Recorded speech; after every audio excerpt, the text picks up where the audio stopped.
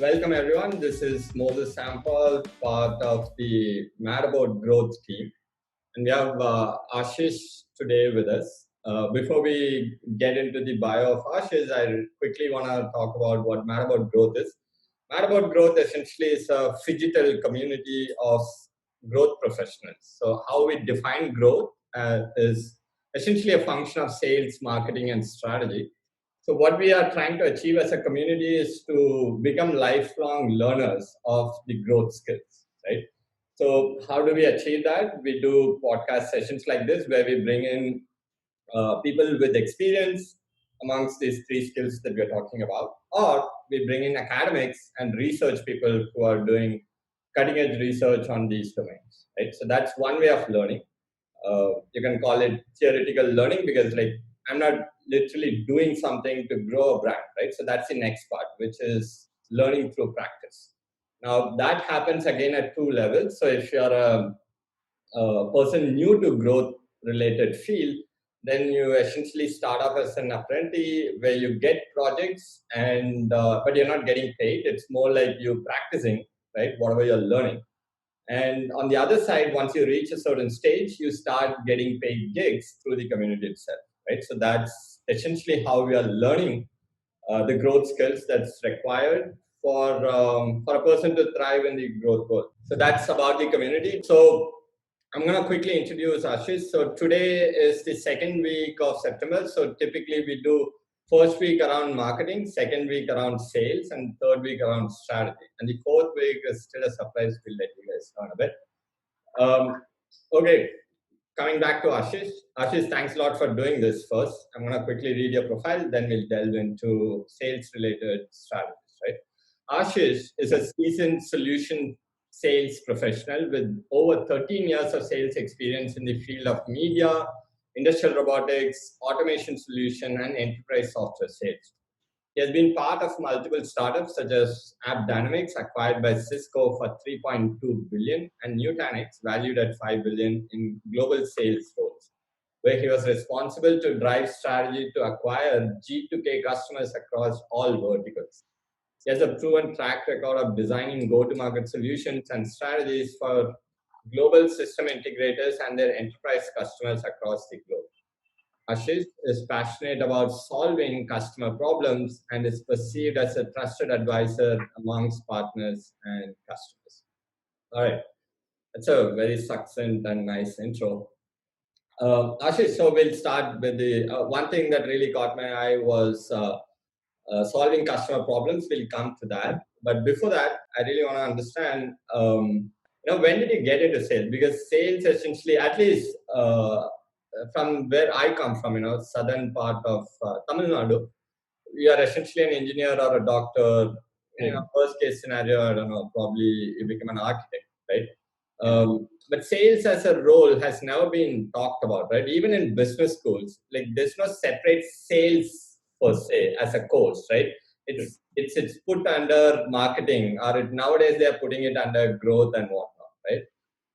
So how did you get into that? And do you remember a time where you're like, oh man, like that's something that I want to do, or it just like naturally happened?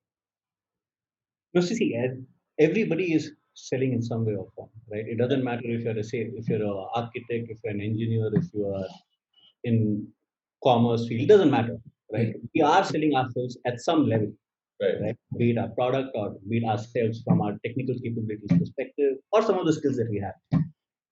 So for me, the sales journey started when I was an engineer. Right? I had a couple of gigs with some media companies, and I did it as a part-time gig where I was selling some of their services and acquiring some customers for them. And it's that's when I kind of realized that it's something I like doing. Right? There is an interest and inclination towards this field, but again, that was not something that I had made my mind up.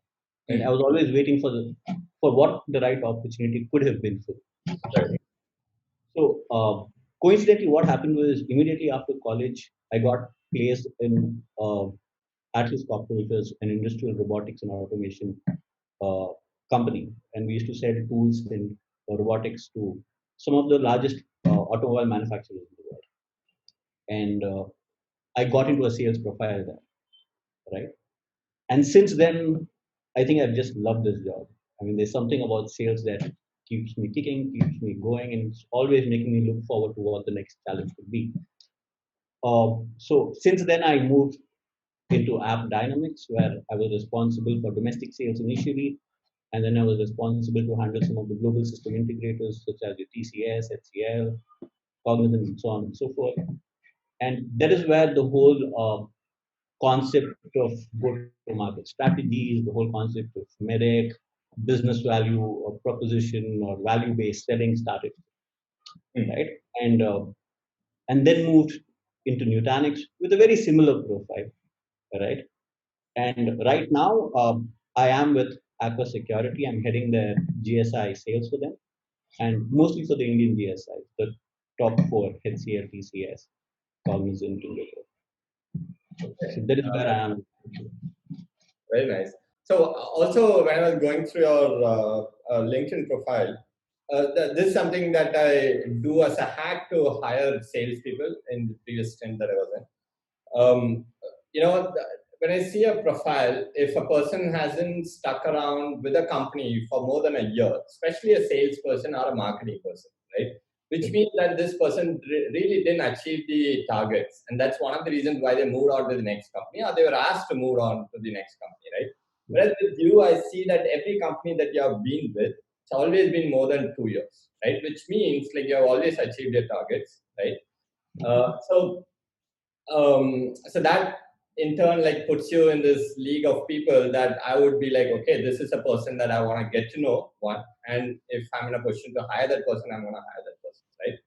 So when you say something about me ticks, right? So have you ever thought about that? Like, what is it about? So two things here, right? One about the field itself that you like sales. That is one thing. The other thing is something about you that people trust or people buy from you. At the end of the day, it's people buy from a person, right? True, Yeah. absolutely. So see, that way if you look into it, sales has many facets to it, right? And different facets of sales appeals to different sales people, right? For some people, it's the money that's driving them. For some people, it's growth. For some people, it is just the challenge that every customer presents to them, or every time they move on to a new company, right? The whole landscape changes, the paradigm shifts, right? For example, when I was at Atlas Copco, I was into selling industrial robotics and automation. The way that sale was done is very different from how enterprises or IT enterprises buy from their vendors, right? And that change in itself is phenomenal in the sense I can't even begin to explain the difference or the upskilling that I had to do once I got out of Atlas Copco and start adopting to App Dynamics sales culture, right? And then when I moved into Nutanix, there was a whole new ball game altogether, right? So then you again have to acquire some new skills. You have to unlearn some of the old things that's done. Then you have to, as you grow, what you also need to do is you need to keep yourself updated. You need to understand how can you have those conversations that you weren't having before. When you're starting off your career, you mostly interact with junior folks, right? Right. The skill set you need for that is different. Then after a few years of experience, the kind of people you start interacting with are slightly more senior, right? And the same conversations that work with the junior folk will not work with a mid management level guy, right? And as you scale in your career path, you also start interacting with people at a more executive layer. And their objectives, their agendas, their priorities are very different from guys in the bottom of the food chain, right? So to be able to understand what is relevant for each of those people at each of those layers, I think is a transformational journey in itself. Right? Because you evolve in the whole process of learning, right? You understand things that even you are not aware of before, right? Because when I was a junior guy, I didn't know what my boss's priority was. All I cared about was, hey, is my salary being credited to my account every month, right? But as you grow, as the responsibilities on you grow, the way you prioritize your different aspects of professional life, whereas personal life, everything changes, right? And then you start building on that. So yeah, I think one of the key factors that's keeping me going is the learning in the process of growing. Okay. I think that's been critical. Very nice. So when you moved from this Atlas Corp to App Dynamics first, of course, like you must have been asked this question of, hey, you are selling something that's touchable, feelable, and then suddenly you're coming into something that's very abstract, right? Like you can't feel it, you can't touch it. True. So how did you tackle that question, or like what made you go there in the first place, from hardware to software, enterprise sales? The person who was hiring me at that point in time at App Dynamics, he was betting on my skill set. Okay. Right. Yeah. It was not about what I knew, what I didn't. Right. What he was looking at when he was hiring me is one, that I was coachable. Right. Right. Second, if I had the right attitude. Okay. With respect to being able to learn, being able to adopt to a new culture, moving from one domain to another, and being in a position to understand things quickly and move forward.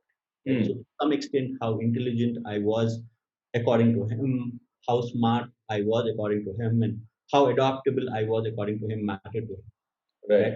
I think he took a blind faith, saying that, you know what, let's test this guy out. Let's see if it works. Right. And yeah, I think fortunately it worked out in all of our favors. But yeah, I think he took a blind bet, because usually it's a very tough thing to do. People might say that, hey, it's sales. Yeah. Yes, it is sales, but it's very different. Yeah. And a lot of people don't survive the transition. Correct. And a lot of people on the other side don't take that chance also. Yeah, they wouldn't take it because the fear to failure is very high. The risk appetite as you grow reduces. Right. There are very few people who will be enthusiastic to drop everything that they have built over the last 10 years or 15 years and get into something absolutely brand new for them. Right? You have to have a lot of courage to do something like that. Right? And I think that is something that even when we grow and as the responsibilities that we have keep growing, we will think at least a couple of times or maybe more to figure out if we could actually take that leap of faith. Right? But at a more, at least for me, at the age that I was, it was a challenge. Right. Hey, I'm doing something, I'm being successful at this. Let's see if I can do the other thing as well. Right. Let's see if it works. Right. And if it doesn't work, you'll always figure something out for yourself. Right. But the idea was that are you up to the challenge that was presented? So I think that's what kicked me. And let's see how it goes. And I didn't have a lot of responsibility at that point in time, so that worked in my favor, right? Take that risk. Right. So that's what you mean by coachable, right? Correct. So that is one part of it, right? Right. The risk appetite is something personal, but coachability is, I think it's an attitude thing. Right. Right. A lot of people who are especially successful, they have a mindset that they know it all. Yes, that's a question. Yeah. And people who have tasted success very early in their lives, they're more rigid about it.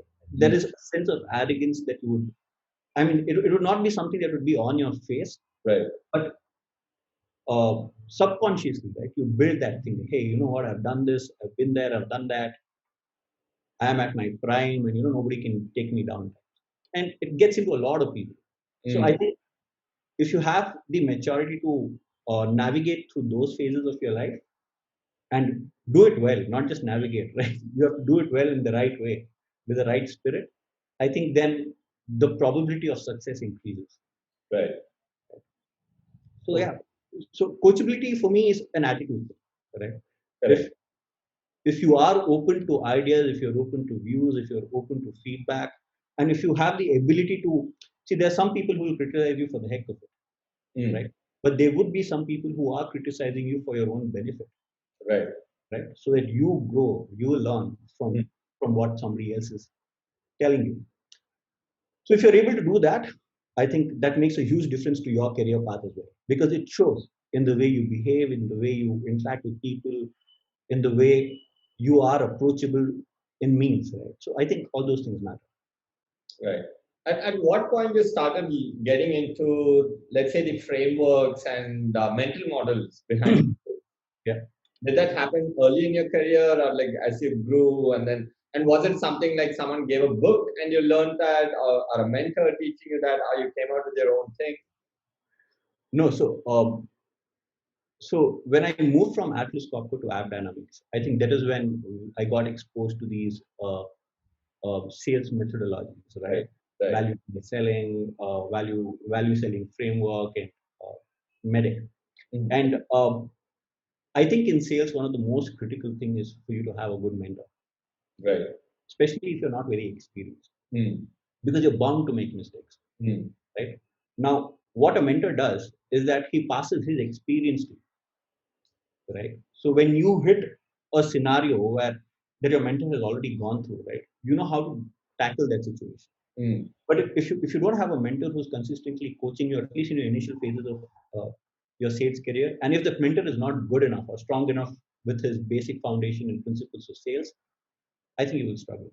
I'm not saying you can't be successful. It'll just be slightly more harder, right? And more Because time. you have to learn from your own experience, which Correct. means that you will commit those mistakes and Right. you'll learn from there. So fortunately for me, when I got into App Dynamics, I had a set of very good mentors. Okay. And they've guided me through the entire path, right?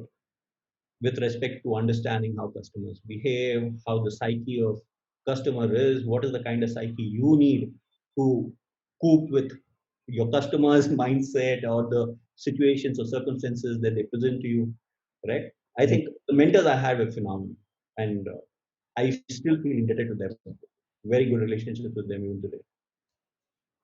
Can you think of like at least one or two instances where you've felt like I've found the right mentor? Yeah, I mean there are hundreds of it. Okay. No, Yeah, so, specific instance. I'm not talking about people. I'm talking about instance. yeah, Not yeah, I'm talking about instance. right. What happens is sales is not an easy job to begin with. Right? You are going to have your ups, you're going to have your downs. There are people who are going to catch you by a collar and interrogate your sorts, right? Based on what you've done right or wrong, right? At that point in time, you'd always look for a feedback, right? You'd always look for somebody who can tell you, hey, what are you doing right? What are you doing wrong? Or what are the things that you need to change, right? To be in a position to adopt to the current situation. And that I think that is a part of the experience, right? Experience is not about how many years you've been in the industry, right? Experience is about how much have you learned in the given frame of time that you've worked in the industry, and how deep and vast is your experience. How many unique situations or circumstances have you already hit, right? That you have overcome over a period of time, right? Some people take 20 years and they still don't get there. They've not come across the wrath of being in sales, right? But there are some people who, at a very early stage of the career itself, are exposed to so many circumstances, scenarios, tough situations that they have to deal with, and they have to muscle their way out, right? And I think that at that point in time, if you have a good mentor, especially like I said in the initial stages of your sales career, that they're just pouring out their 20 years of experience to you in a platter. And that is so helpful, especially when you rock bottom and you think that, hey, you know what? I don't think if I have it in me to move any further. Or you start questioning your skills, your capability, your ability as a sales guy. These guys can make a difference because they've when they were hiring you, they saw something in you to begin with. Right? Otherwise, you wouldn't be hired. Right? And if they're seeing something in you, they also know how to extract the potential out of it. Right. And they'll help you, they'll ease the way out for you. And at least in my career, I've come across quite a few phases of that. And fortunately, at each of those phases, I've had a couple of good mentors whom I reach out to, and they've always helped me navigate the way out. And what kind of questions do you reach out to them with? Like, is it something like, hey, one of the things that we keep talking about at this is around what do you do to, with a customer who's on the fence? Like he hasn't said, I'm saying, so this customer hasn't said no outright, okay, and hasn't signed the deal yet. So what do you do with someone like that? That's a very specific question, right? Like if I have a mentor, and I can put that very specific question. Like, do you go to your mentors with those kind of specific questions, or it's like a broad list? Yeah. Absolutely. It's not just with those questions, right? In your professional life, not everything is revolving around your customer. Right. At times, you have company politics that plays in. Right?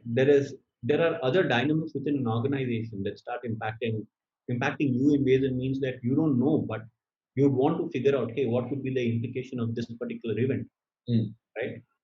Or let's say with a customer itself, like you rightly mentioned, you're going through a patch, you spent 6 months with a customer, right?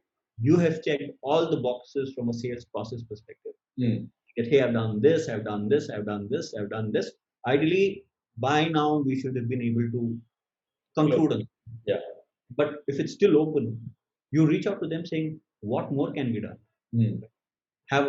Did I miss a step in the sales process or in my sales workflow that needs to be fixed? Right. Or can I do anything more? Can I improvise on a few things? Right? Or at least understand if this is a qualified deal. After 6 months, for all you know, I might have not qualified it well enough. Right. Or maybe my competition has already done it. Right? And there are a couple of steps ahead of me. Right. In cases like that, how do I counter these sort of situations? And these are the kind of conversations that you reach out to a mentor. Very nice. So a couple of times we talked about value-based selling and MEDDIC. So we'll get into that, right? So these are frameworks, right? So let's right now we just talked about sales process, right? So what is your sales process? Starting with, let's say, a qualified lead comes to you. I'm assuming that a qualified lead comes to you and then you take it up from there, right? And you have pre-sales. Yeah. Yes. Right? Okay. So what is your process when this qualified lead comes to you? Like, how do you follow this? Yeah, so firstly, you touch base with the customer, right? You try to understand what is it they're looking for. So I think in the sales process, I think this is the most important step because this is the step that actually makes or breaks your possibility of closing a deal successfully or not, right? Okay. Understanding what the customer wants, why he wants what he wants, and what is it costing him today? Costing him time? Is it costing him money? Is it costing him resources? Is it delaying his plan to do something, right? If you're able to, so that is the whole MEDDIC process, right? The first step of MEDDIC is to identify the metric that can be quantified, right? That will help you understand the gravity of the situation or the issue that the customer is facing, which you need to solve, right? Only if you know that, let's say, for example, right, if a current downtime in my application is impacting 400 users, and each user has, let's say, if I'm an e-commerce site, and each user has, say, $100 worth of cart, right? I'm losing quite a lot of money with downtime, right? Now, if this happens once, that's okay, but if it happens multiple times, then I need to find a solution, to that problem. Right? And then immediately I need to figure out that how much am I willing to pay to fix that problem? Is it more than the problem itself, right? And sometimes any issue will have two outputs to it. One would be a tangible output, which could be measured in dollar value. The other is intangible output, right? Which could be measured in terms of an experience, a customer being impacted in a certain way, right? Your value in the system, right? Or how a customer perceives the product or the solution that you're trying to sell. Let's say Flipkart, for example. If Flipkart goes down for half an hour today, there's a very good possibility that I will uninstall Flipkart and move into Amazon and never install Flipkart ever again because Amazon will give me everything that I need. Right? Now, this when you actually look at me uninstalling Flipkart from my phone, from a tangible dollar value perspective, it might not cost much. But as an intangible value, you've lost one customer. Right. Because of a bad experience. Right. And that could not mean anything to Flipkart today. But if there are 5 million cases like me, and then suddenly it gets Flipkart wondering, saying, hey, you know what? Each time I need to fix a few things. Right. And also the brand image itself falls so low because if I'm a very frustrated customer, I'm definitely going to put a review somewhere about my experience. Right. And how much is that review going to hurt? Maybe one review like of mine might not. But if there are 500,000 reviews that speak the same language I'm speaking, Mm. is really going to hurt the company's image, Right. right? And when you look into downloading Flipkart and you see 2.5 stars versus 4 stars on Amazon, we all know where you're going to head, Mm. right? Mm. So that becomes one of the factors for a company to spend that money or to create that budget to solve the problem that it's causing, right? Mm. Then obviously, once you are engaged with the customer, once you've understood that, hey, this is the customer's problem, this is the pain point, and this is the money that it's costing them, and from a tangible revenue perspective and intangible impacts of it could be far greater, right? Then Mm. you need to figure out, do they have the budget to solve this issue? Mm. Right? Are they aware that this is how big the issue is for them? Right. If they are not aware, as a sales guy, it's your responsibility to let them know, to Mm. give them perspective that, hey, you know what? You're looking only at dollar value, but maybe you should also look at the brand image. You Mm. should also look at the customers you're losing. Right. You should also look into the other platforms that customers are going to because of your service. Mm. Right? You have to give them that visibility. And this is where you create an opportunity for yourself as a good sales guy. Right? Because now you have made the customer aware of something that he might have not even thought of. Mm. Right? And then you need to figure out, like, hey, you know what? Fair enough. I've told them what the problem statement is.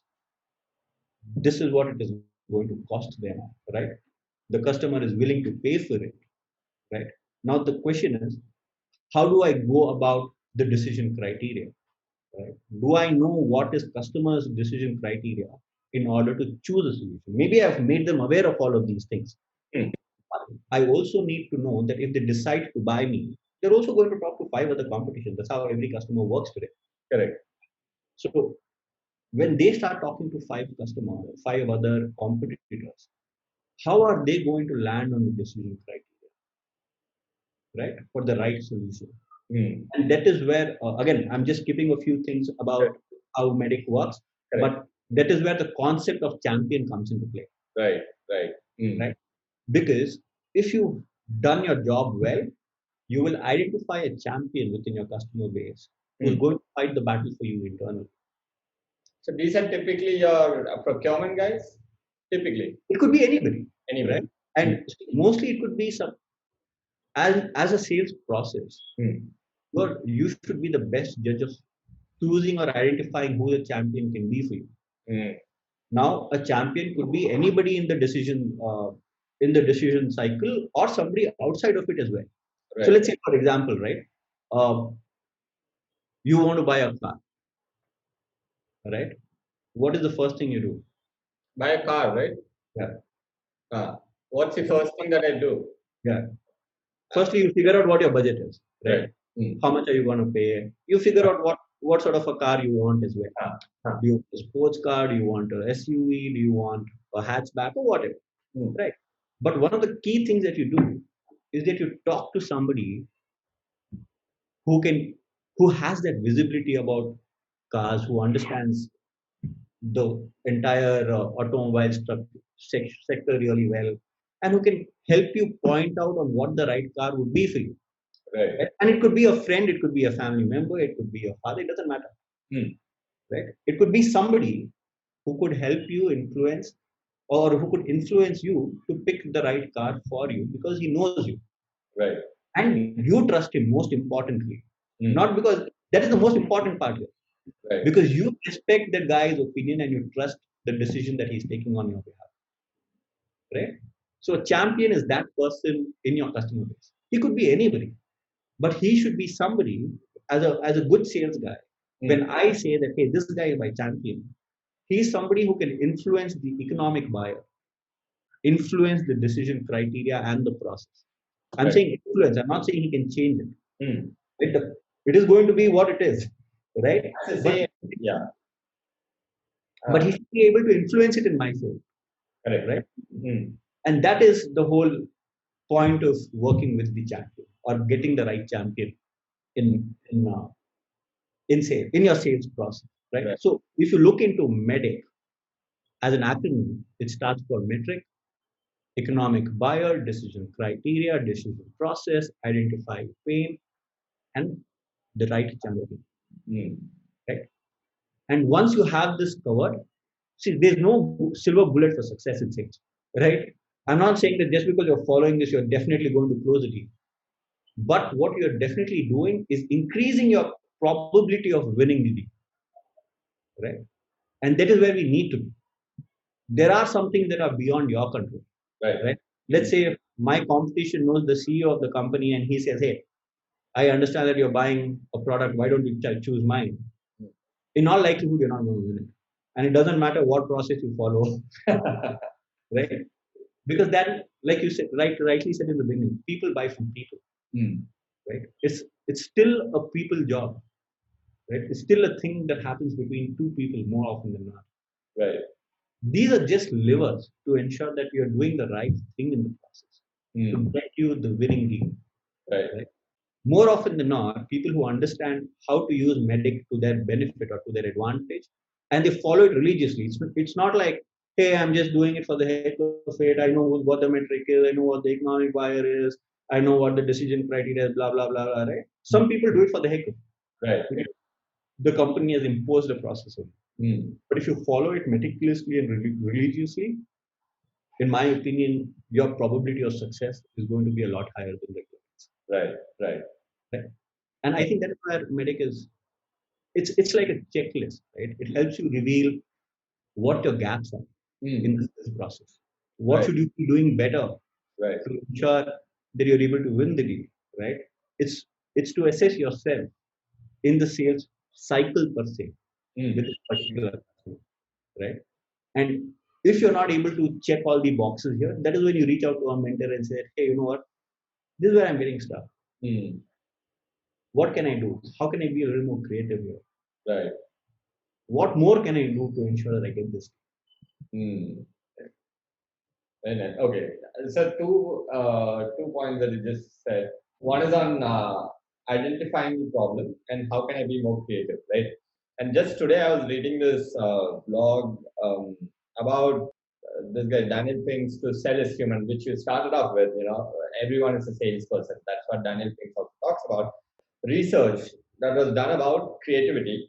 Basically, this happened in a fine arts school in Chicago. Okay, so a bunch of students, art school students, were brought into a studio, and the table had 27 items. Okay, and they were asked to arrange the items into a still life form so that they can then go and draw. Okay, let's say this is my table. I'll say, okay, this glass is there, this pen is there. I'll put inside that, and then I'll start drawing. Right? That's one way to look at it. So the artists approach the task in one of the two ways. One group chose the objects that appeal to them and proceeded to draw. Okay, I'll just take my bottle and then I'll start drawing. That's one set. The other group handled more objects, rearranged them several times, and took longer on the task itself. As the researchers saw it, the first group was trying to solve a problem. The second group was trying to find a problem. Correct. Right. And then now you can guess like who came out better. Okay, but like it's very interesting. The first group asked themselves, how can I produce a good drawing? The second group asked themselves, what good drawing can I produce? The subtle difference, but not subtle result. Yeah. Okay? On the judgment day, the researcher then proceeded to determine the effect. He put the drawings on show and asked people, a panel of experts, to judge the works, right? When he tabulated the result, the problem finders won by a mile, right? However, the experiment gets even more interesting. 10 years later, the same artists were tracked down, and about half had left the art world together, and the other half are working as professional artists. The composition of the latter group, nearly all the problem finders, not the problem solvers, right? And then he goes on to explain how it has nothing to do with your technical skill, right? Like it doesn't matter you're like drawing on a fresco, painting, whatnot, right? The technical skill didn't matter. Then he waited patiently for another 8 years and discovered that the problem finders were significantly more successful than their peers. Yeah. Right? So he concluded it is in fact that the discovery and creation of problems rather than any superior knowledge or technical skill or craftsmanship that often sets the creative person apart from the others. Absolutely. And see, it's a lot to do with the passion. Right. If you do anything like a task, you're always going to be mediocre at it. Right. You're never going to be somebody who's going to be a superstar ever, because you're not looking at that task as something that will help you fulfill a purpose. Yeah, like a checkbox. Yeah, you're doing it as a checkbox. Yeah. Somebody asked you to do it, let's do it. Right? But the moment you start, this is something that I've realized as well. Passionate people, irrespective of the domain that you are in, the field that you are in, are always far more successful than people who are running behind materialistic gain, or let's say people who are very growth oriented, saying that, hey, I want to be the VP of sales in 5 years. Right? People who put those kind of checkpoints to the career versus people who are absolutely clear about the fun that they're having doing what they're doing. They might not have, a lot of these guys might not aspire to be VPs, but just because they're so good with what they do, people recognize that. Right. And they would always get that extra nudge, right, from anybody who's evaluating them versus somebody who's put a VP goal in his career path in the next 5 years. Because the approach itself is so different. Right. You'd want to achieve the same thing, but just the way you're looking at the whole problem statement or your goal changes the way you approach it. True. Very true. That matters in any field, irrespective of you being in art, sales, even in technical fields, right? Even in technical fields, you find guys who are exceptionally good, where people are craving to get them into their organization, right? And not because they're very good technically, because they know that these guys are so passionate that if you tell them a problem, or if you tell them, hey, this is what I need to achieve, they'll come up with some of the most brilliant ideas that you could think of. Yeah. And that, I think, doing anything with passion matters. And doing, especially in sales, it's a very rewarding career, right? And if you are passionate about what you're doing, there's no limits to what you can achieve. True. Okay, so now moving on to the champion thing, because like when you get into a new field, you don't know anyone, right? Like so you're essentially meeting this, let's say, this customer for the first time, and you don't know anyone within that company. So now, how do you, one, find the champion, which is relatively easier? Second, how do you start or establish a relationship with that champion, right? And make that person bad for you. Like, can you take us through that process? So the first thing we need to understand is that everybody wants to grow in some way or form, right? Professionally, personally, doesn't matter.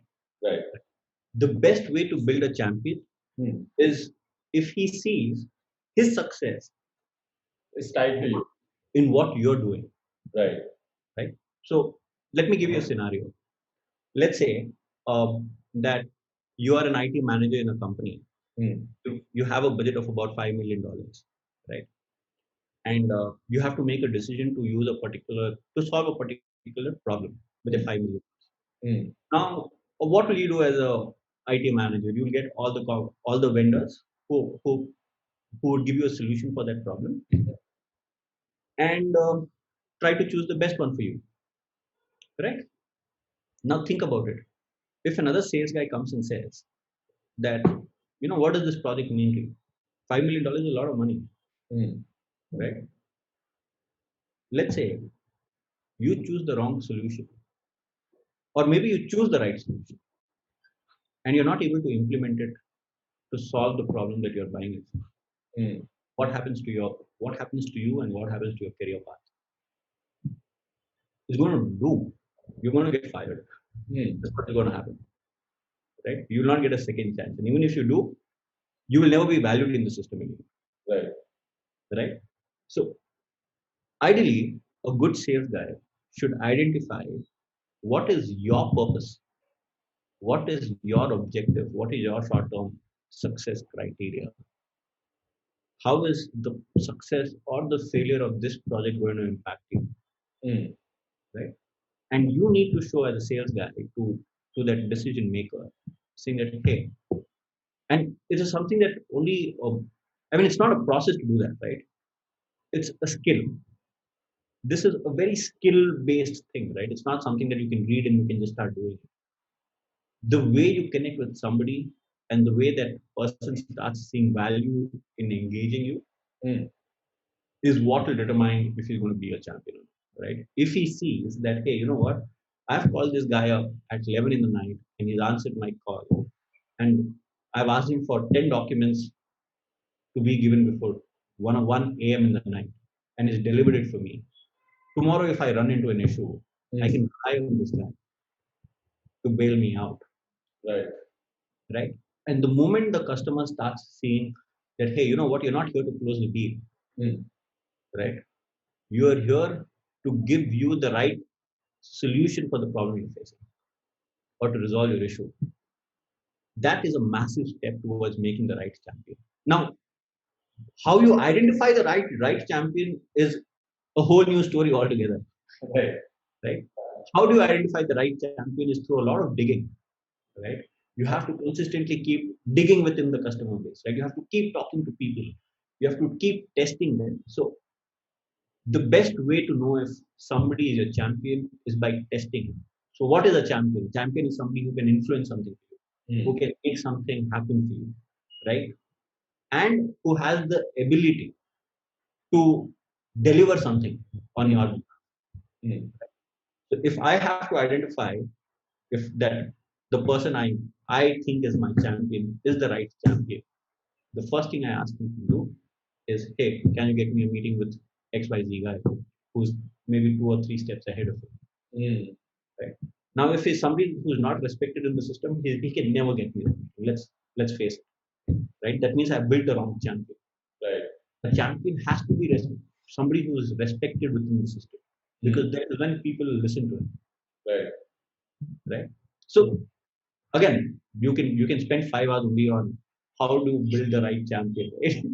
So every step of medic, or rather every word in medic, you can double click into it for a couple of hours. Right. On there's nothing called the right process, but what is the most effective process to figure out a way to achieve each of those checkpoints within medic, right? Lovely. Okay, so till now we have seen your story, how you got into sales, what kind of attitude one person has to have, coachable, the ability to be in a position to unlearn and learn again and again throughout your career, and what kind of psyche one person has. Then we kind of got into medic and each of the term. We got into champion finding, the problem identification part. We spent some time over there. Now, the next 10 minutes we are going to spend on GTM, right? Like go to market strategy. Because now this is new to you as well, in the sense, looking at your career, like you're doing GTM for the last 2-3 years. Correct me if I'm wrong. Just over 5, yeah. For 5 years, great. Okay, so now, so in that experience, now from sales to GTM, and then what process do you follow for go to market? Like I give a product to you, and then let's say, hey Ashish, can you think of a GTM for us? How do you go about it? So firstly, I need to figure out who my target market is, or what my target market is, right? Is it a luxury product? Is it a B2B product? Is it a B2C product? Is it a software product? Who are the relevant customers? Even if it is a product, for which domain does it belong to? Which vertical does it belong to? Is it a healthcare product? Is it a lifestyle product? Is it a manufacturing product? Is it software? It depends, right? On what your product is. And then we identify who the target audience for it is. Right? Now, these are again dependent on a lot of factors.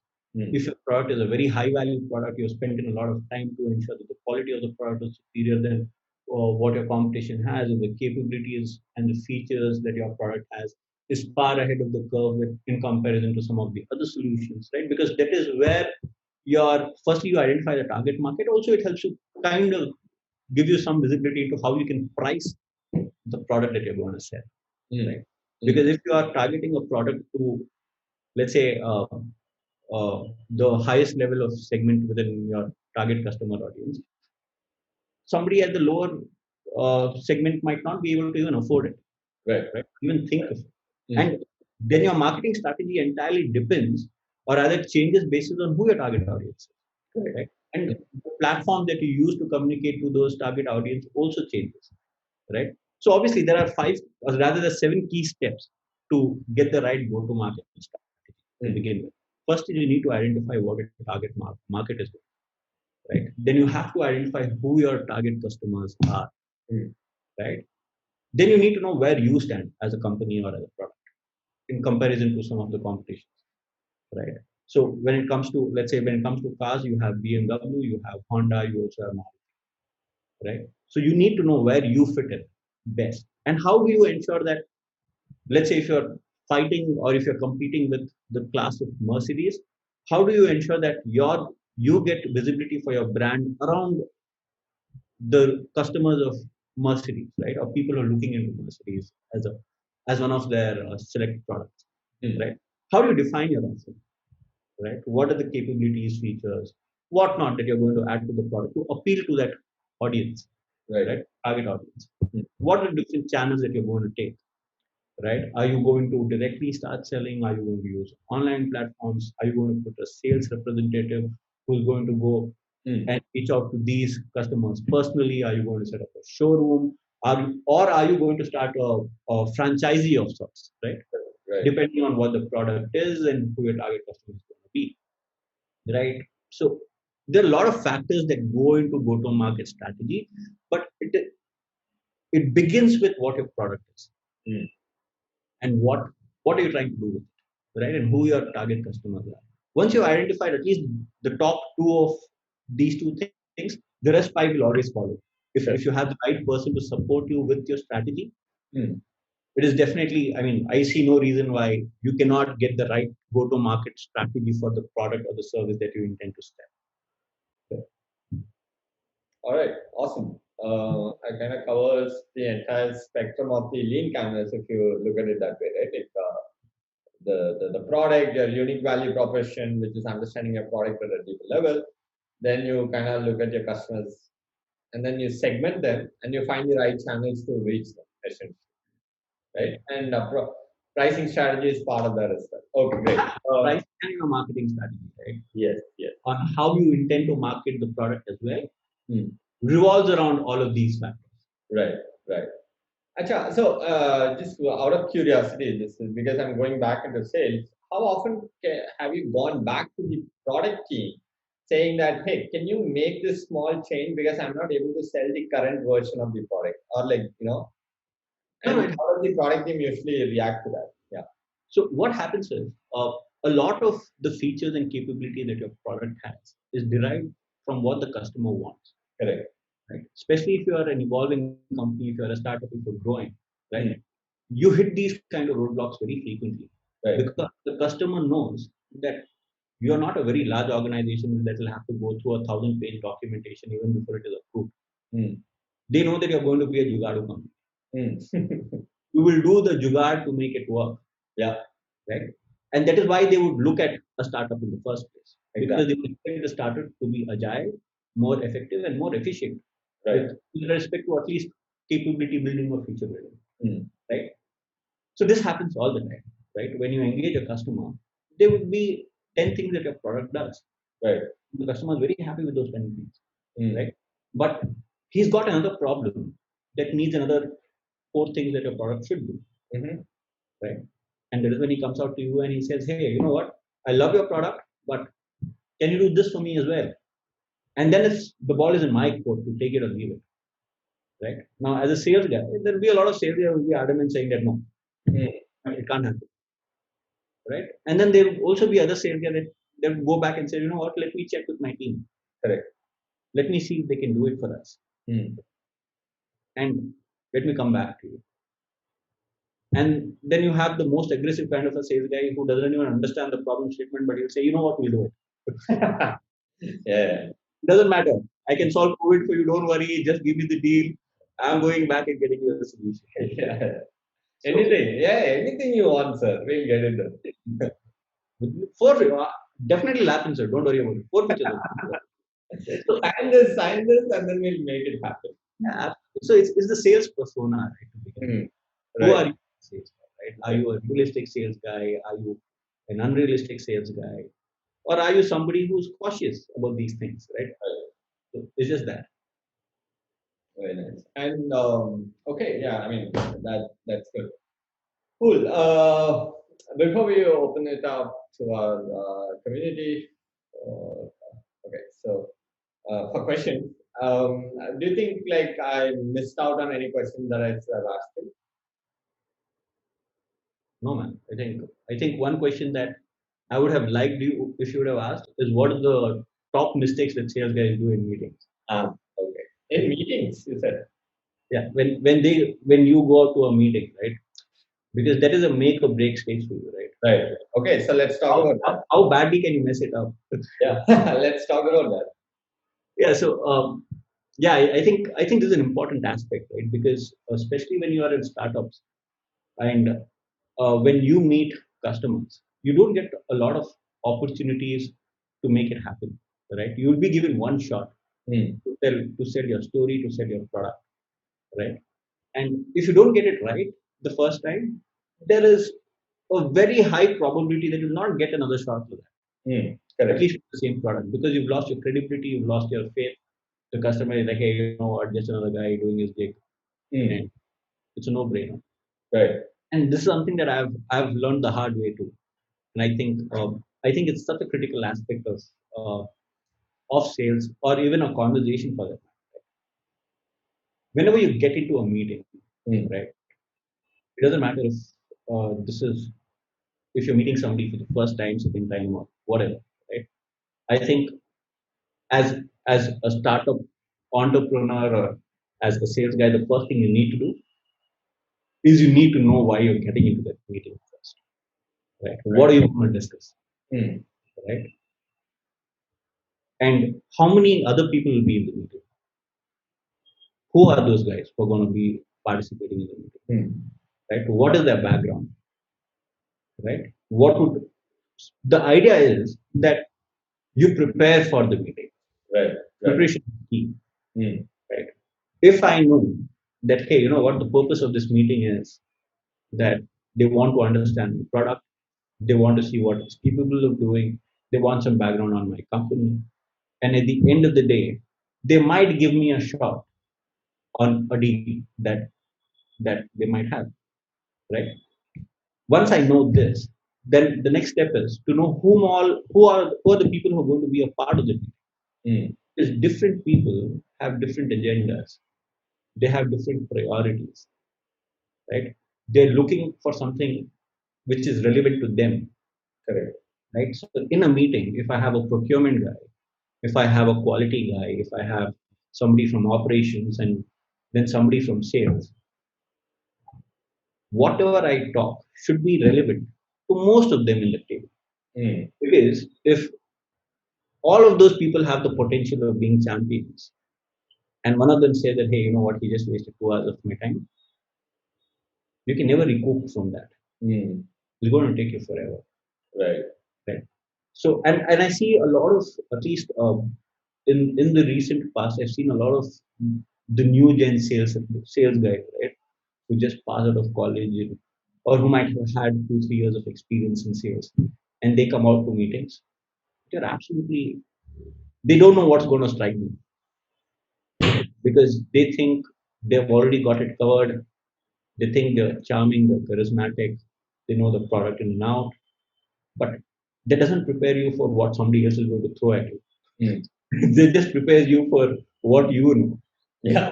So the idea is that you get one shot, especially as startups and as entrepreneurs. You have to make the most of it. The only way you can make most of it is if you know what you're going to get into, right? And be as prepared as you possibly can be for that possible meeting, right? You know who's in the room, what are the questions that you can expect.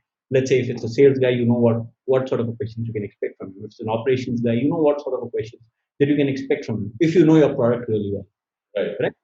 And vice versa with somebody in quality or somebody in procurement, you know what these guys are going to ask you about your product specifically when you go into that meeting, and you need to do some research on each of those guys, on the company, and then get into it.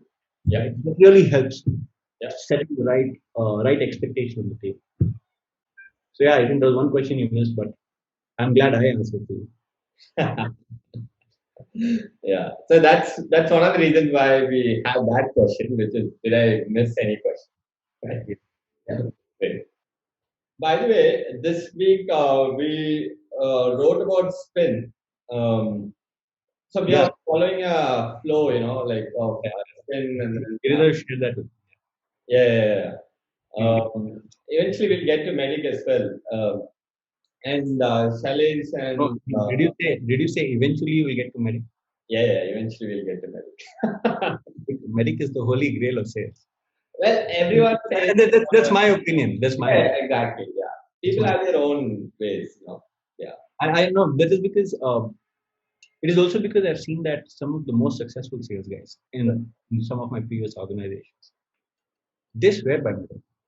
And I know, and it is not the actual medic, they've obviously made some improvisations to it. right, right. It is so if you look into it, every sales process is an improvisation of another sales process. Correct, correct, of course. With some fine tweaking here and there Yeah, to designed as per your comfort or to cover an angle that maybe another process is not. yeah. Right. But yeah, I've seen a lot of very successful sales folks swear by medic. And again, this is entirely my opinion, but it's a remarkable tool to have when you're getting into an opportunity. Right, right. I mean, yes. But So the point is, any framework for that matter, even in consulting, we do this, right? So the only way you can stand out is by coming out with another new framework, and that guy is sales, right? Like he's selling new framework to you, right? yeah, That's gonna keep happening. yeah. And like I said, if you look into it, as sales guys, right, we all do it. Hmm. Just that we don't The make it a process. We don't write it down yes. and then we put a tick around it once it's done. But Hmm. any good sales guy, even if he does not know what medic is, if he does not Right, know what spin is, he does not right. know what value-based selling is, Hmm. right? He will still be doing a lot of these things Correct, correct, correct, subconsciously without knowing that he's doing it. correct. Just that the moment you call out the words like medic and tell him what it is, and he's like, hey, you know what? I already do all of this, right? It's just making him aware that, hey, Correct, you're already doing it, just that you're documenting it. correct, correct. That is the only difference. But yeah, Yeah, I mean, I'm a big believer in documenting. Because so for me that becomes very important because then you can go back and see at what point it's faltering, absolutely, at yeah. what point it breaks. And that is the whole point of Yes, of following these frameworks correct, correct. because it gives you the ability to reflect back Yes, upon what's been done, right. right? Yeah, What have you done? What have you missed? It gives you that tool to assess what part of the sales process are you doing well or and what needs better work. right. But yeah, I think it's most of the sales frameworks, right? If they're done, if you do it the right way, you'll more often than not be successful.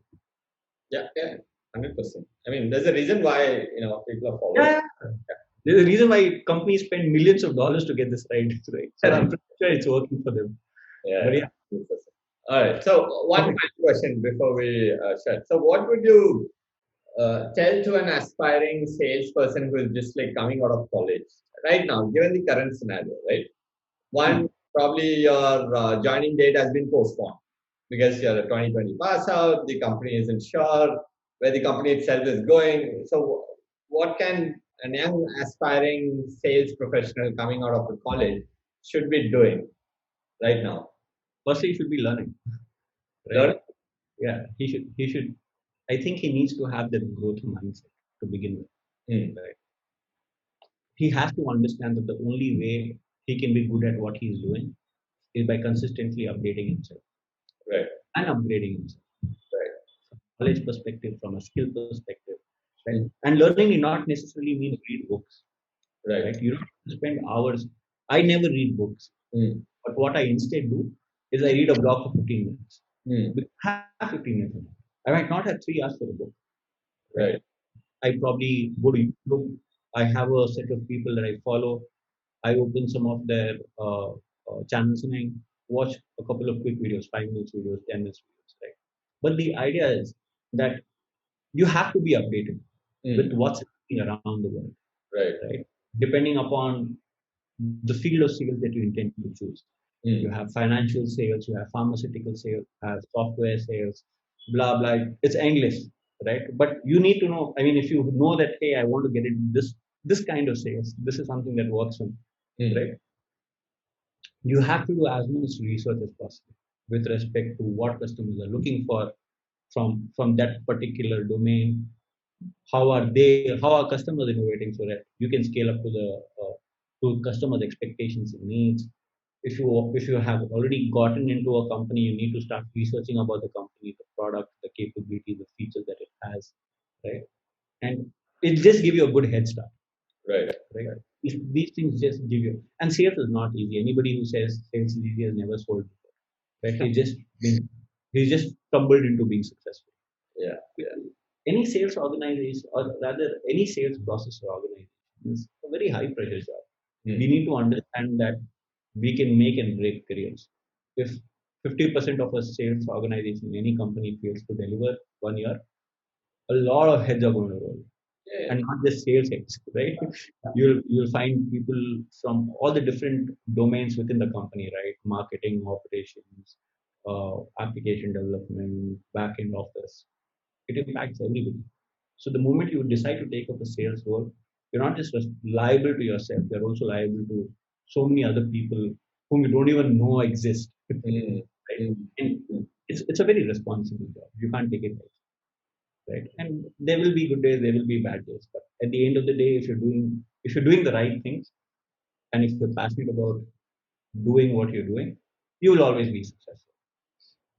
Awesome. On that Yep. lovely note, let's stop this. And if you want to keep learning, then join a club. Absolutely, man.